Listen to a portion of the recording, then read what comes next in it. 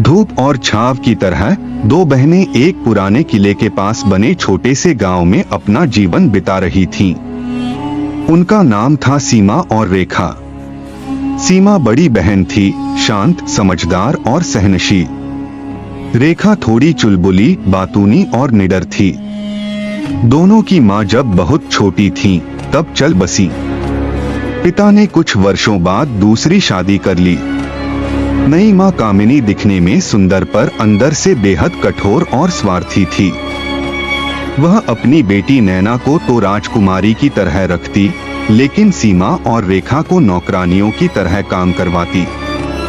दिन भर खेत, घर, पानी भरना, खाना बनाना और बदले में ताने, गालियां, कभी कभी मार भी। उनके कपड़े फटे रहते, बाल उलझे हुए और पेट अक्सर भूखा। लेकिन फिर भी दोनों बहनें एक दूसरे को थामे रहती, एक उम्मीद, एक सपना लिए कि शायद कभी ये सब बदल जाएगा।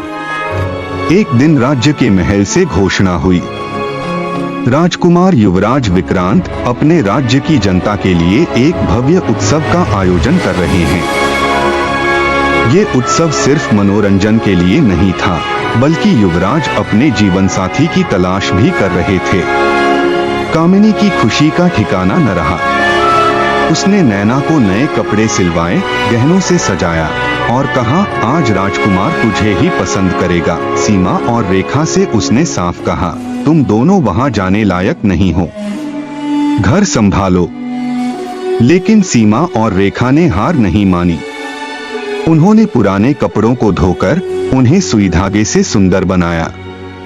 रेखा ने अपने बालों में जंगल के फूल लगाए, सीमा ने एक टूटी बाली को ठीक करके पहन लिया। दोनों बहनें चुपचाप रात को उत्सव में पहुंच गईं। उत्सव भव्य था, रंगीन रोशनी, नृत्य, संगीत, व्यंजन और पूरे राज्य की सुंदरिया।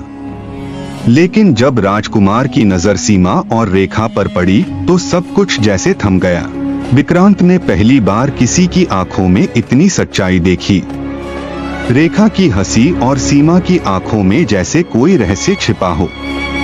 वो दोनों बहनों से मिलने आया और बिना पूछे बातें शुरू कर दी। बचपन, सपने, जीवन, दुरहक, हंसी, जैसे वो एक पुराने दोस्त हों।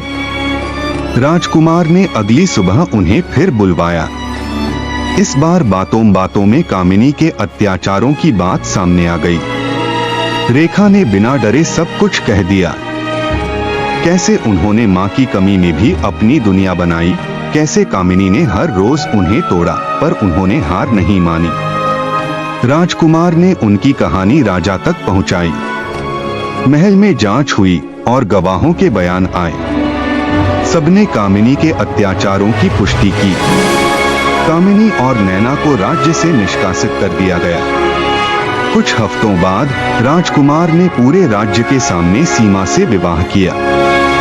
रेखा को उन्होंने राज परिवार की सांस्कृतिक सलाहकार नियुक्त किया, जिससे वह हर कला, नृत्य और रचनात्मक कार्य में अपना योगदान दे सके।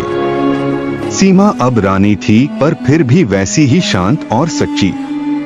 रेखा महल की जान बन गई, हंसी मजाक और तेज बुद्धि से सबकी पसंदीदा।